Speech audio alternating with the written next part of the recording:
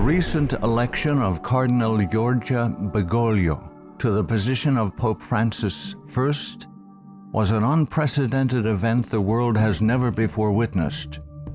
It is the first time in history that a member of the Jesuit order has been elected to the highest position of the Roman Catholic Church. Reactions worldwide varied from jubilation to matter-of-fact acceptance to disinterest. These very reactions reveal appalling ignorance of the true nature of the Jesuit order. Widely regarded as a benevolent missionary order, known for its educational institutions, the Jesuit order, as the Society of Jesus is commonly known, has long played an incredibly influential, albeit secretive, role in the destinies of nations, organizations, and individuals. Rulers, presidents, scholars, and even Catholics themselves, who are aware of the evil perpetrated by this powerful, far-reaching order, have left on record grave warnings that all should heed. Following is a compilation of quotes from a variety of sources. Some admit that their own diabolical organizations were modeled on Jesuit principles. Others give warning. A number of those who sought to warn did so at the cost of their lives. World's Last Chance would encourage all to carefully study the following material. Proverbs 1:5 tells us, "A wise man will hear and will increase learning, and a man of understanding shall attain unto wise counsels." Ignatius Loyola, 1491 to 1556, founder of the Society of Jesus and its first superior general. Nor will it contribute a little to our advantage if with caution and secrecy we foment and heighten the animosities that arise among princes and great men, even to such a degree that they may weaken each other. But if there appear any likelihood of reconciliation, then as soon as possible let us endeavor to be the mediators, lest others prevent us. Finally, let all with such artfulness gain the ascendant over princes, noblemen, and the magistrates of every place, that they may be ready at our beck even to sacrifice their nearest relations and most intimate friends when we say it is for our interest and advantage. Let proper methods be used to get knowledge of the animosities that arise among great men, that we may have a finger in reconciling their differences. For by this means we shall gradually become acquainted with their friends and secret affairs, and of necessity engage one of the parties in our interests. Immediately upon the death of any person of post, let them take timely care to get some friend of our society preferred in his room. But this must be cloaked with such cunning and management as to avoid giving the least suspicion of our intending to usurp the prince's authority. Putting aside all private judgment, we should always be ready to accept this principle. I will believe that the white I see is black, if the hierarchical church so defines it. Princes and persons of distinction everywhere must, by all means, be so managed that we may have their ear, and that will easily secure their hearts, by which way of proceeding all persons will become our creatures, and no one will dare to give the society the least disquiet or opposition. Finally, the society must endeavor to effect this at least, that having gotten the favor and authority of princes, those who do not love them at least fear them. Paolo Sarpi, 1552 to 1623, a Venetian patriot, scholar, scientist, and church reformer. They are a public plague and the plague of the world. From the Jesuit colleges there never is sent a pupil obedient to his father, devoted to his country, loyal to his prince. Every species of vice finds its patronage in them. There is no perjury, nor sacrilege, nor parricide, nor incest, nor rapine, nor fraud, nor treason which cannot be masked as meritorious beneath the mantle of their dispensation. Muccio Vitelleschi, 1562 to 1645, 6th Superior General of the Society of Jesus. When sovereigns require a Jesuit's opinion on any subject, the Jesuit in question is to report the matter to his superior, who is to lay it before several Jesuits for discussion. The resolution formed after this consultation is supplied to the Jesuit, who has been consulted by the sovereign. Priest Antoine Arnaud, 1612 to 1694. Do you wish to excite troubles, to provoke revolution, to produce the total ruin of your country? Call in the Jesuits and build magnificent colleges for these hot-headed religionists. Suffer those audacious priests in their dictatorial and dogmatic tone to decide on affairs of state.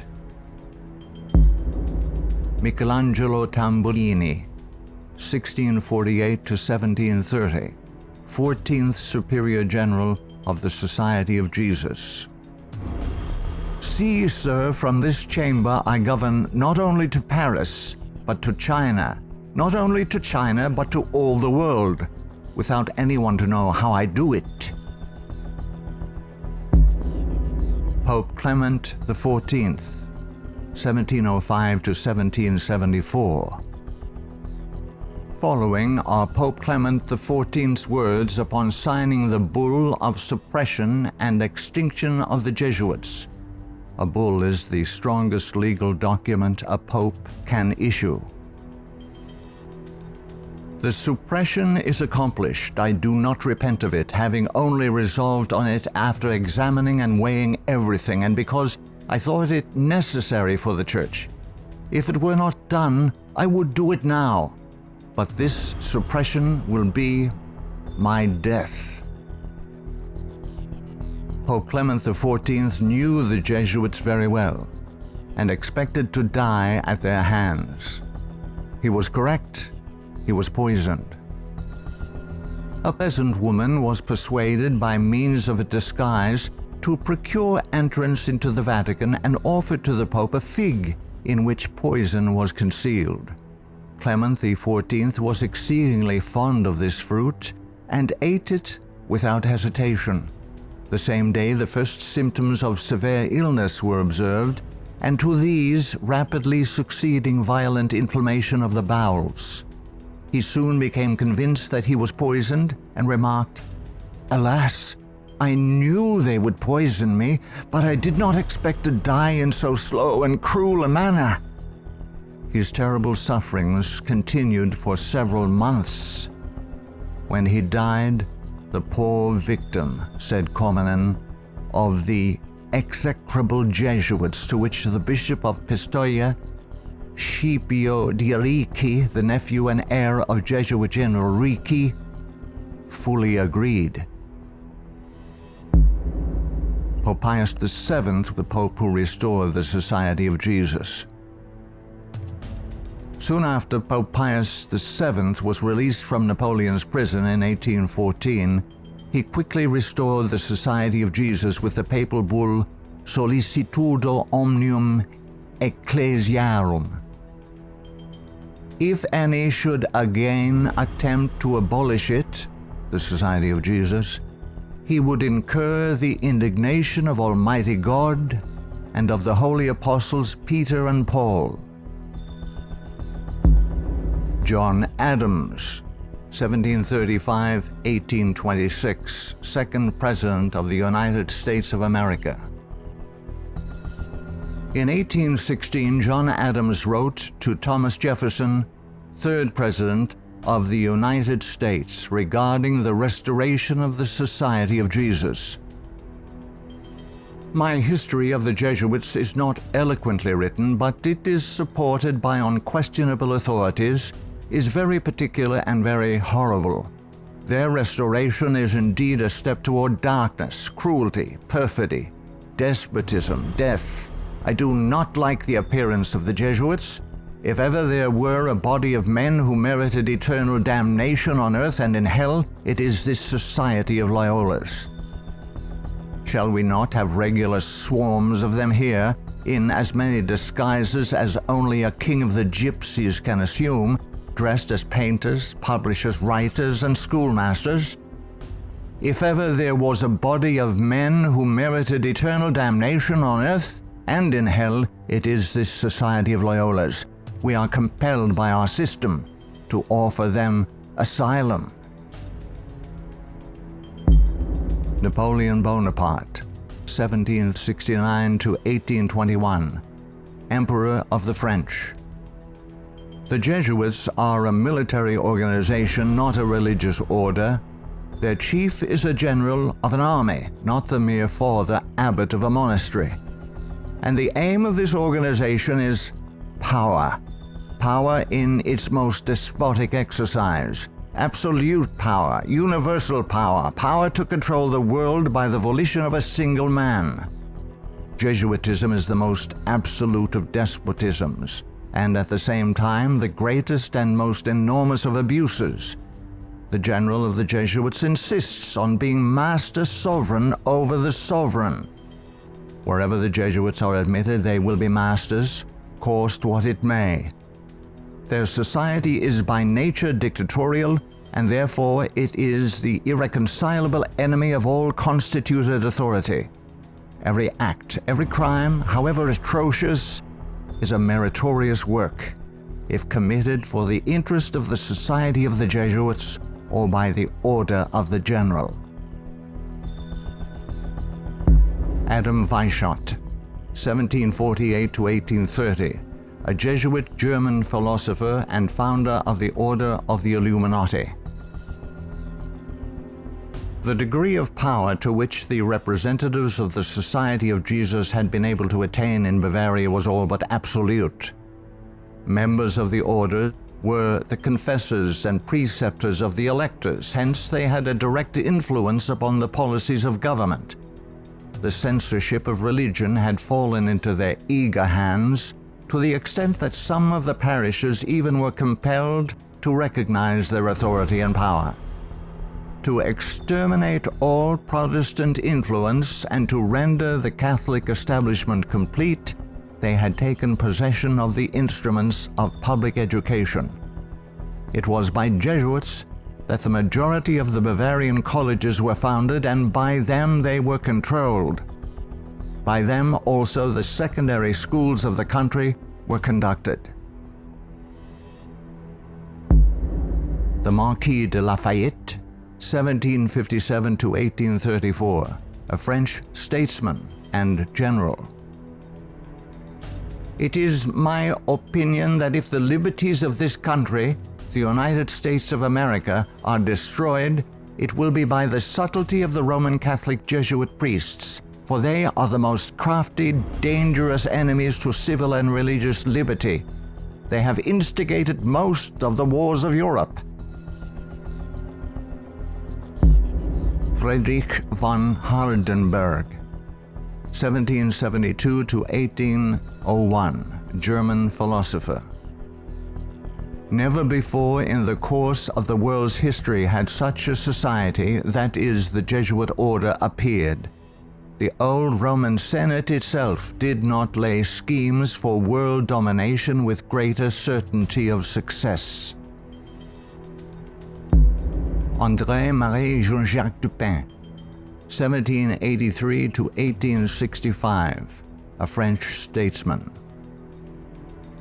The Jesuits are a naked sword whose hilt is at Rome, but its blade is everywhere, invisible until its stroke is felt. Samuel Morse, 1791 to 1872, American inventor of the telegraph. They are Jesuits. This society of men, after exerting their tyranny for upwards of 200 years, at length became so formidable to the world, threatening the entire subversion of all social order, that even the Pope, whose devoted subjects they are, and must be, by the vow of their society, was compelled to dissolve them. They had not been suppressed, however, for 50 years before the waning influence of popery and despotism required their useful labors to resist the light of democratic liberty, and the Pope, Pius VII, simultaneously with the formation of the Holy Alliance, revived the order of the Jesuits in all their aureory. From their vow of unqualified submission to the sovereign pontiff, they have been appropriately called the Pope's bodyguard. And do Americans need to be told what Jesuits are? They are a secret society, a sort of Masonic order, with super-added features of revolting odiousness, and 1,000 times more dangerous. They are not merely priests or of one religious creed. They are merchants and lawyers and editors and men of any profession having no outward badge in this country by which to be recognized. They are about in all your society. They can assume any character, that of angels of light or ministers of darkness, to accomplish their one great end, the service upon which they are sent, whatever that service may be. They are all educated men, prepared and sworn to start at any moment and in any direction, and for any service, commanded by the general of their order, bound to no family, community, or country by the ordinary ties which bind men, and sold for life to the cause of the Roman pontiff. And who are these agents? They are for the most part Jesuits, an ecclesiastical order proverbial through the world for cunning, duplicity, and total want of moral principle, an order so skilled in all the arts of deception that even in Catholic countries, in Italy itself, it became intolerable and the people required its suppression. Orestes Augustus Brownson, 1803 to 1876, New England intellectual and activist, preacher, labor organizer, and noted Catholic convert and writer. Undoubtedly, it is the intention of the Pope to possess this country, America. In this intention, he is aided by the Jesuits and all the Catholic prelates and priests. If the Catholic Church becomes predominant here, Protestants will all be exterminated. Abraham Lincoln, 1809 to 1865, 16th President of the United States of America. This war, the American Civil War, 1860 to 1865, would never have been possible without the sinister influence of the Jesuits. We owe it to popery that we now see our land reddened with the blood of her noblest sons. Though there were great differences of opinion between the South and North on the question of slavery, neither Jeff Davis nor any one of the leading men of the Confederacy would have dared to attack the North had they not relied on the promise of the Jesuits that under the mask of democracy, the money and the arms of the Roman Catholics, even the arms of France, were at their disposal if they would attack us.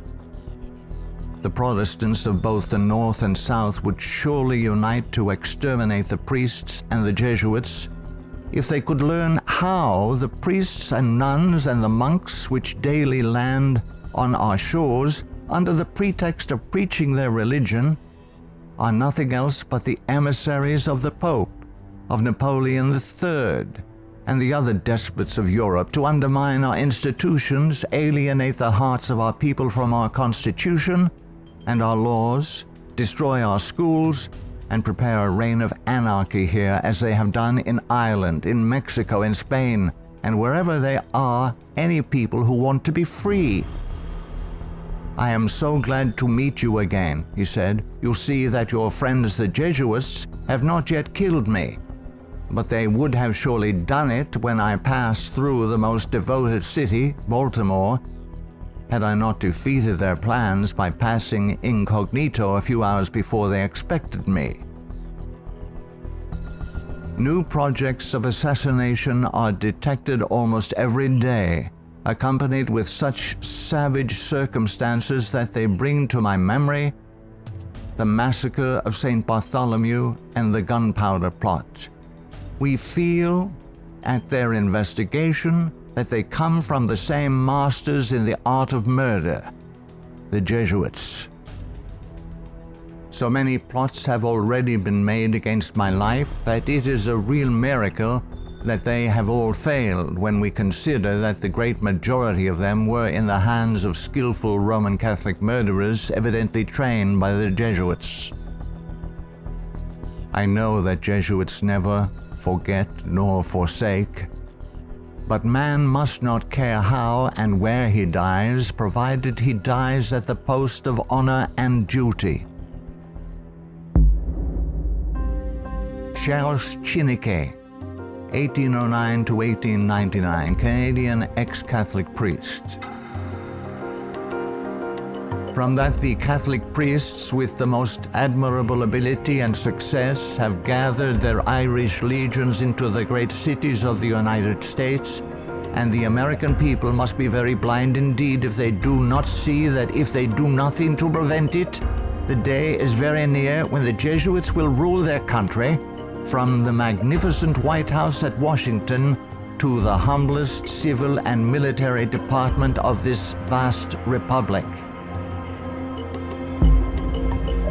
Brigadier General Thomas M. Harris, 1817 to 1906, physician and Union General during the Civil War. The organization of the Roman Catholic hierarchy is a complete military despotism of which the Pope is the ostensible head. The Black Pope is the head of the Order of the Jesuits and is called a general. He not only has command of his own order, but directs and controls the general policy of the Roman Catholic Church. He is the power behind the throne and is the real potential head of the hierarchy. There is no independence of thought or of action in its subordinate parts, implicit and unquestioning obedience to the orders of superiors in authority. It is the sworn duty of the priesthood of every grade. It would seem that the Jesuits had had it in mind from the beginning of the war, the American Civil War of 1861 to 1865, to find an occasion for the taking off, that is the assassination, of Mr. Abraham Lincoln. The favorite policy of the Jesuits is that of assassination. Fyodor Dostoevsky, 1821 to 1881, famous Russian novelist. The Jesuits are simply the Roman army for the earthly sovereignty of the world in the future, with the Pontiff of Rome for emperor. That's their ideal. It's simple lust of power, of filthy earthly gain, of domination, something like a universal serfdom with them as masters. That's all they stand for. They don't even believe in God, perhaps. Margaret F. Cusick, 1829 to 1899, converted nun of Kenmare. The great idea of the Jesuit has always been a universal spiritual and temporal monarchy in which the Jesuit should reign supreme. England has always been the place desired for the base of operations necessary for this end. Hence the blood, the tears shed, and the schemes undertaken in this country by the Jesuit. He has by no means ended his efforts for the subjugation of the world to Rome through England. When the Jesuit is expelled from one place, he is not slow to find another. France may reject him, not without cause, but England opens her arms to him.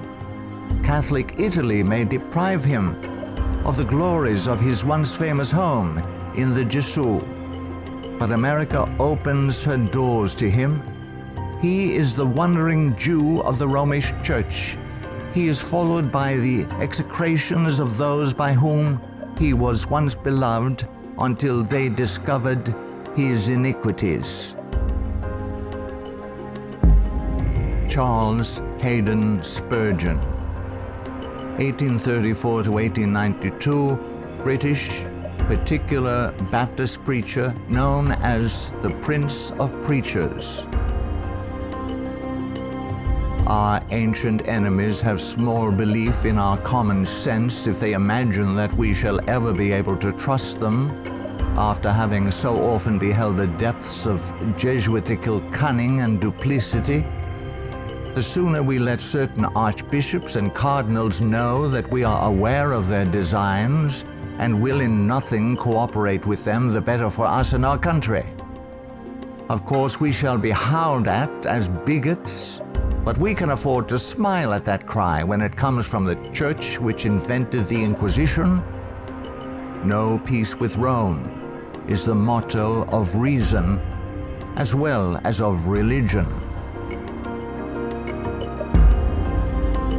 Richard W. Thompson, 1809 to 1900, Secretary of the Navy, United States of America. The Jesuits are the deadly enemies of civil and religious liberty. The Jesuit general occupies the place of God and must be obeyed, howsoever the peace and welfare of the multitude may be imperiled or the nations be convulsed from center to circumference. The society of Jesuits must obtain the mastery, even if general anarchy shall prevail, or all the world besides be covered with the fragments of a universal wreck. The sovereigns of the Holy Alliance had massed large armies and soon entered into a pledge to devote them to the suppression of all uprisings of the people in favor of free government. And he, Pius VII, desired to devote the Jesuits, supported by his pontifical power, to the accomplishment of that end. He knew how faithfully they would apply themselves to that work, and hence he counseled them in his decree of restoration to strictly observe the useful advices and salutary counsels whereby Loyola had made absolution the cornerstone of the society. Luigi de Sanctis, 19th century ex-official censor of the Inquisition. All these things cause the Father General of the Jesuits to be feared by the Pope and sovereigns. A sovereign who is not there, the Jesuits' friend, will sooner or later experience their vengeance. At what then do the Jesuits aim? According to them, they only seek the greater glory of God. But if you examine the facts, you will find that they aim at universal dominion alone. They have rendered themselves indispensable to the Pope, who without them could not exist, because Catholicism is identified with them. They have rendered themselves indispensable to governors and hold revolutions in their hands. And in this way, Either under one name or another, it is they who rule the world. He who thinks he knows the Jesuits by having read all the books that were written in the past century, the 18th century, to unmask them would be grossly deceived. The Jesuitism of that day was an open war against the gospel and society. The Jesuitism of the present is a slow but contagious and deadly disease which secretly insinuates itself. It is a poison taken under the name of medicine. G. B. Nicolini, Italian ex-Catholic, in 1854 published the finest Italian history of the Jesuits in existence. Take the Jesuit for what he ought or appears to be, and you commit the greatest of blunders. Draw the character after what the Jesuit seems to be in London, you will not recognize your portrait in the Jesuit of Rome. The Jesuit is the man of circumstances. Despotic in Spain, constitutional in England, republican in Paraguay, bigot in Rome, idolater in India. He shall assume and act out in his own person, with admirable flexibility, all those different features by which men are usually to be distinguished from each other. He will accompany the gay women of the world to the theater and will share in the excesses of the debauchee. With solemn countenance he will take his place by the side of the religious man at church, and he will revel in the tavern with the glutton and the sot. He dresses in all garbs, speaks all languages, knows all customs, is present everywhere, though nowhere recognized, and all this, it should seem, O monstrous blasphemy, for the greater glory of God, ad majorem Dei gloriam. The members of the society are divided into four classes: the professed, coadjutors, scholars, and novices. There is also a secret fifth class, known only to the general and a few faithful Jesuits, which perhaps more than any other contributes to the dreaded and mysterious power of the order. It is composed of laymen of all ranks, from the minister to the humble shoeboy. These are affiliated to the society, but not bound by any vows. They are persons who will make themselves useful. They act as the spies of the order and serve, often unwittingly, as the tools and accomplices in dark and mysterious crimes. The Jesuit Father Francis Pellico candidly confesses that the many and illustrious friends of the society remain occult and obliged to be silent. There is no record in history of an association whose organization has stood for 300 years unchanged and unaltered by all the assaults of men and time, and which has exercised such an immense influence over the destinies of mankind.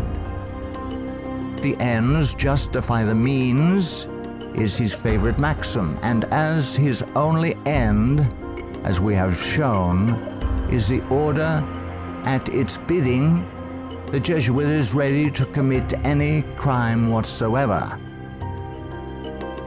The immense wealth of the Jesuits has been bequeathed to them by wills made at the last hour. Francis Parkman, 1823 to 1893, American historian. The Jesuits, then as now, were the most forcible exponents of ultramontane principles. The Church to rule the world, the Pope to rule the Church, the Jesuits to rule the Pope. Such was and is the simple program of the Order of Jesus, and to it they have held fast, except on a few rare occasions of misunderstanding with the vice-regent of Christ. Hector Macpherson, 1851 to 1924, prolific Scottish writer and journalist. So hurtful was the Jesuit order found to be that up to 1860 it was expelled no fewer than 70 times from countries which had suffered from its machinations. In spite of continental warnings, England under Queen Victoria 1837 to 1901, who opened up communication with the Vatican in 1877 and enabled the order to carry out its Second Irish Massacre 1845 to 1850, has become a Jesuit dumping ground. Those whom other countries have found from sad experience to be enemies, Britain allows to land on her shores and to carry on, unmolested, their work of iniquity. We are carrying toleration to excess, and unless there is a change of policy, this nation will one day pay a heavy penalty. Father Jeremy J. Crowley, 1861 to 1927, American ex-Catholic priest. All through the Middle Ages and the Renaissance period, the popes kept Italy in turmoil and bloodshed for their own family and territorial advantages, and they kept all Europe in turmoil for 2 centuries after the Reformation, in fact, just as long as they could in the wars of religion. Their whole policy is based on stirring up hatred and promoting conflicts from which they hope to draw worldly advantage. Popes and their Jesuitical agents have been and are the instigators of wars, and while the world is having real pain, Rome is having champagne. The Jesuit Superior General is at the head of this black and mute militia which thinks, wills, acts, obeys as the passive instrument of his designs. Their whole life must have but one aim, the advancement of the Jesuit order to which they are attached. How long shall the Roman Catholic hierarchy play the people for fools? Shall the government be of the people, for the people, and by the people, or by the Pope? Let's not let the Pope of Rome name our president for us. Lovers of your country, beware of Jesuitical intrigues, the political power of Romanism, and the honeyed words of politicians reaching after the presidency. Ellen G. White, 1827 to 1915, prolific author and American Christian pioneer. Jesuitism inspired its followers with fanaticism. There was no crime too great for them to commit, no deception too base for them to practice, no disguise too difficult for them to assume. It was a fundamental principle of the order that the end justifies the means. By this code, lying, theft, perjury, assassination were not only pardonable but commendable when they serve the interests of the Church. Under various disguises, the Jesuits worked their way into offices of state, climbing up to be the counselors of kings and shaping the policy of nations. Edmund Ronan, 1832 to 1911, former Freemason who served as both secretary and master of Keystone Lodge. The religion of Masonry is a system of absolute despotism, and like that of Rome, demands a blind, unquestioning obedience to all its laws, rules, and edicts, whether right or wrong. What a singular commentary on the indifference, the subserviency, or the cowardice of society, that an institution professedly organized by such cunning knaves, the Jesuits, and for such base purposes, and which has been sustained by fraud, falsehood and deception from the commencement of its career to the present time should be permitted today to dictate to, if not virtually to rule the nation, and to create such a dread in communities that even some of the ministers of Christian denominations who detest its vile philosophy and who would like to see it swept from the face of the earth are absolutely afraid to mention its name, either in the pulpit, the prayer meeting, or the Sabbath school, lest its secret vendetta vengeance might, in some concealed manner, be wreaked upon them. Adolf Hitler, 1889 to 1945, Austrian-born German politician and the leader of the Nazi Party. I have learned most of all from the Jesuit order. So far, there has been nothing more imposing on earth than the hierarchical organization of the Catholic Church. A good part of that organization I have transported direct to my own party. The Catholic Church must be held up as an example. I will tell you a secret. I am founding an order. In Himmler, I see our Ignatius de Loyola. Walter Friedrich Schellenberg, 1910 to 1952, German SS Brigadier Führer, who rose through the ranks of the SS to become the head of foreign intelligence. The SS had been organized by Himmler according to the principles of the Jesuit order. The rules of service and spiritual exercises prescribed by Ignatius de Loyola constituted a model which Himmler strove carefully to copy. Absolute obedience was the supreme rule. Every order had to be executed without comment. Avro Manhattan, 1914 to 1990, a writer and philosopher. The Jesuits are one of the largest stockholders in the American Steel Company, Republic, and National. They are also among the most important owners of the 4 greatest aircraft manufacturing companies in the U.S., Boeing, Lockheed, Douglas, and Curtiss-Wright. No political event or circumstance can be evaluated without the knowledge of the Vatican's part in it, and no significant world situation exists in which the Vatican does not play an important explicit or implicit role. Alberto Rivera, 1935 to 1997, ex-Jesuit. The higher I went in the Jesuit order, the more corruption I saw within the institution. I was invited to attend a secret black mass by high-ranking Jesuits, including Superior General Pedro Arrupe, in a monastery in the northern part of Spain. When I knelt to kiss the ring of a high official, I saw a symbol on that ring that made my blood run cold. It was a Masonic symbol, the compass and the square.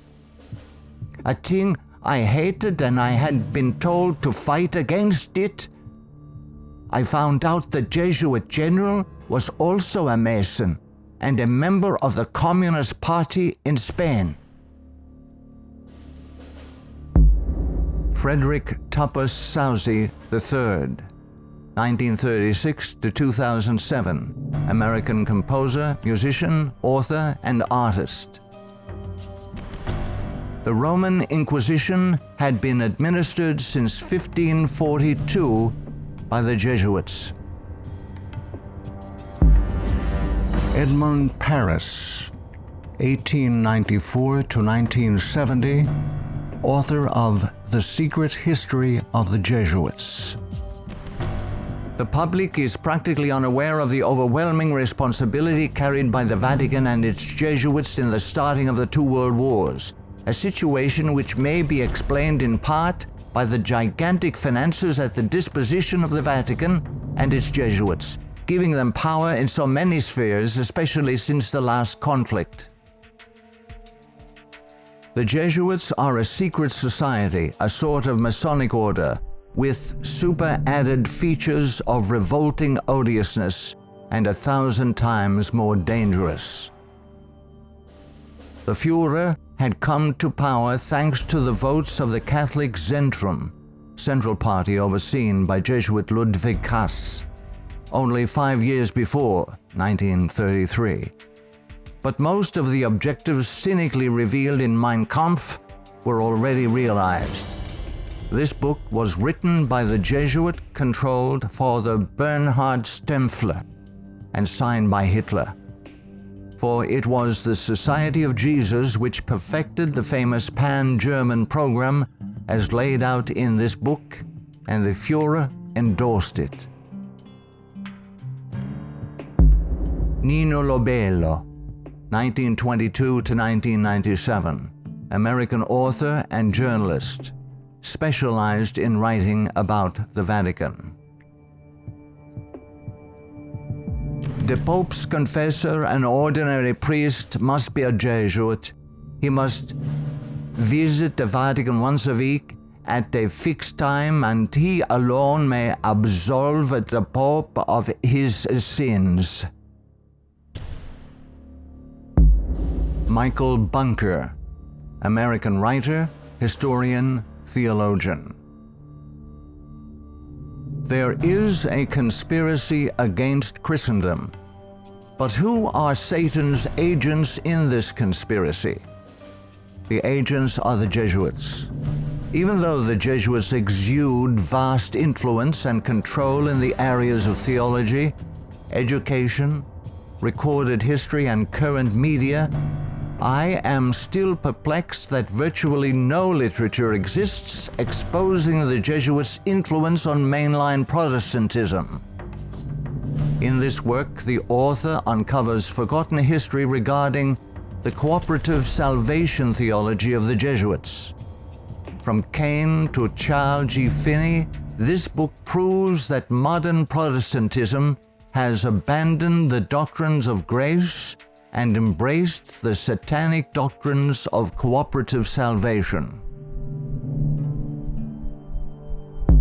Eric John Phelps, 1953, still living, author and protagonist in the truth-seeking movement in the United States. In the 20th century, the Jesuits have conducted their inquisition under the names of Nazism, fascism, communism, and now Islamic terrorism, with their inquisitors Adolf Hitler, Francisco Franco, Joseph Stalin, and now Osama bin Laden. Today, the Black Pope orders his Holy Office of the Inquisition, renamed in 1965 the Sacred Congregation for the Doctrine of the Faith, through his international intelligence community headed by papal knights, including Skull and Bonesman George W. Bush. To the abhorrent Jesuit doctrine of regicide, the killing of kings, we must now direct our attention that we may understand an established policy calculated to obtain or maintain the mastery of all nations following well-planned assassinations. In the past, the order's assassins were either Jesuits, like Jacques Clement, or killers easily connected to the influence of the company, men like John Wilkes Booth. Today, these professional terminators are cleverly distanced from their Masonic master, the Black Pope, and given deceptive titles by the Pope's internationally controlled press corps, jurists, and historians. Such titles as anarchists, nihilists, rogue agents within intelligence agencies, or just lone nut assassins. Sometimes these individuals in fact do the killing, consciously and unconsciously, as do the programmed Manchurian candidates. They sacrifice themselves, die in the act, or are punished for their crimes. created by Loyola in 1534 and sanctioned by Paul III in 1540.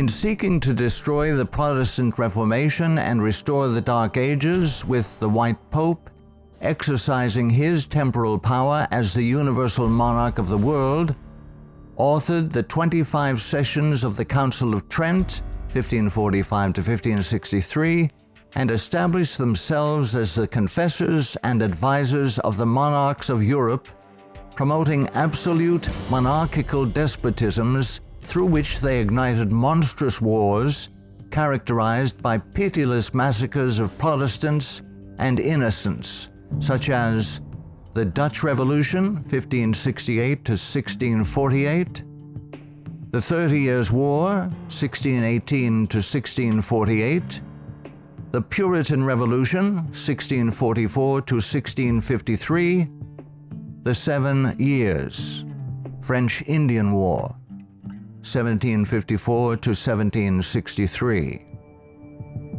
While oppressing and weakening the peoples of the nations and the Semitic Hebrew Jewish race with the Holy Office of the Inquisition, aided by the Knights of Malta and later Scottish Rite Freemasonry from 1540 to 1773, we as God's people in 14th Amendment America have received the Lord Jesus Christ as our personal Savior according to His blessed gospel set forth in His infallible Holy Scriptures.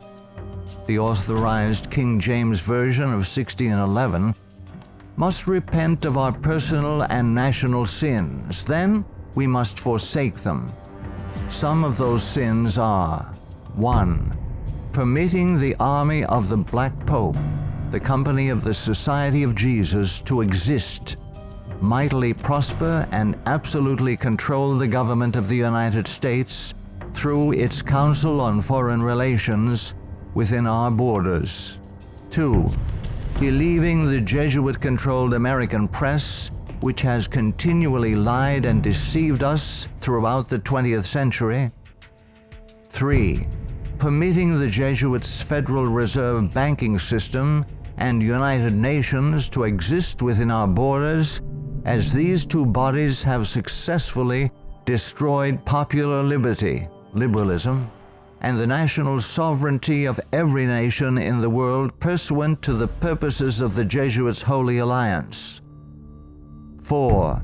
Waiving our Fourth and Fifth Amendment rights secured by the declaratory and restrictive clauses of the Bill of Rights at the insistence of the Baptists of Virginia, and so dearly paid for with torrents of blood by our Protestant forefathers, through filing our confessions every April 15th, paying the heavy and progressive communist income tax, thereby financing a multitude of sins. 5. Permitting the drafting, vaccinating, and sending of our sons abroad to fight the Pope's foreign wars, such as the war in Vietnam and the recent wars in Serbia, Iraq, and now Afghanistan, resulting in the further destruction of American liberals and foreign heretics so condemned by the Jesuits' Council of Trent. 6. Permitting the Jesuits in control of the government of the American Empire to use our military and financial might to enthrone dictators around the world whose first allegiance is to Rome, thereby restoring the temporal power of the Jesuits, infallible Pope, returning the world to the Dark Ages. 7. Consenting to the Jesuits' Supreme Court decisions in removing the Protestant Bible and prayer from the bulwark of American liberty so hated by the Jesuits, the public school system. 8. Consenting to the immigration of millions of Roman Catholics and pagan persons of color whose loyalty to the Pope or their own race, religion, and nationality is greater than their loyalty to our Protestant Constitution and Republican form of government, thereby creating a multitude of agitations justifying more centralization of power in Washington, D.C., and through amalgamation, the Africanization of the American white Celtic Anglo-Saxon race being historically the greatest enemy of the Jesuit order, especially its Bible-believing Protestants and Baptists, as intended by the Company of Jesus pursuant to its Jesuit oath. 9. Consenting to the Jesuit Supreme Court's several decisions of forced integration, resulting in the destruction of both the white and black races through amalgamation, as the exchange of viruses, bacteria, and parasites, unique to each race, creates powerful combinations in the offspring, producing a non-resistant, weak, and sterile population within 5 generations. 10. Consenting to the Jesuit Supreme Court's decision of legalized abortion, resulting in the mass murder of unborn babies, polluting the land with innocent blood, ultimately collapsing the Ponzi scheme called the Social Security system, justifying mass murder of the elderly by the coming fascist dictator, provoking the Lord against us to consume us until there be no remnant nor escaping in the land, by means of a massive military invasion composed of a coalition of nations, cleansing the land with the blood of unrepentant and unforgiven American murderers. 11. Succumbing to race hatred as a result of Jesuit-controlled Masonic agitators such as the White Knights of the Ku Klux Klan and the Black Nation of Islam, justifying the imposition of martial law when the inner-city race wars begin. 12. Sheepishly giving up our real wealth, gold and silver coins in exchange for indulgences, the Jesuits' worthless paper money called Federal Reserve notes, and thereby becoming a nation of overworked, unprincipled, money-hungry thieves. 13. Consenting to the cattle brand of the Jesuits' Social Security number as a means of identification to be used by their international intelligence community, begun by Hitler's SS at Dachau, it being the forerunner of. 14. Obeying the evil 1968 gun law of Nazi origin and thereby, upon purchasing new firearms, blindly registering our guns, our swords of just defense, enabling the coming Jesuit-controlled white fascist military dictator to ultimately take them from us, making our annihilation sure pursuant to the Council of Trent. 15. Committing a multitude of personal sins, both public and private, ensuring that our annihilation will be a righteous act in the eyes of both the risen Son of God and mortal man. Far from being the benevolent educational missionary society many view the Society of Jesus as being, the Jesuit order is responsible for some of the most heinous acts in recorded history. They have battled truth and righteousness, crushed religious liberty, influenced kings, and sought to mold the course of history to carry out their own agenda. Now that the visible head of the Roman Catholic Church is himself a member of this order, the power of the Jesuit order is complete. Let all who love truth, all who love freedom, take heed and beware of the danger now facing the world in the person of Pope Francis I. Error and wickedness will ever seek to use force against truth and righteousness. Now is the time to draw close to Yahuwah, setting aside the sin that doth so easily beset, and surrender all to the Creator. He will accept all who come to him in faith. A prudent man foreseeth the evil, and hideth himself, but the simple pass on and are punished.